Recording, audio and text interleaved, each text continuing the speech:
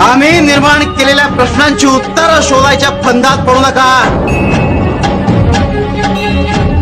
जमणार नाही.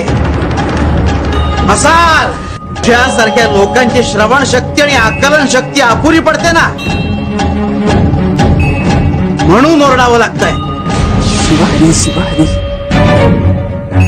चांगलंच माहितीये की नाही, पातळ दूध माझ्या घशाखाली उतरत नाही म्हणून. शिवारी शिवारी पोटभर जेवायला मिळतंय ना, म्हणून सुचताय ते जिभेचे चोचले. जेव्हा वीधभर खळगी रिकामी राहील तेव्हा जीभ उरते ती फक्त उपचारापुरते. नशिबानं मिळतंय ना,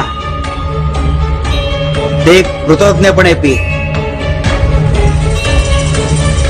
हक्क समजून पेशेल तर अंगी लागणार नाही.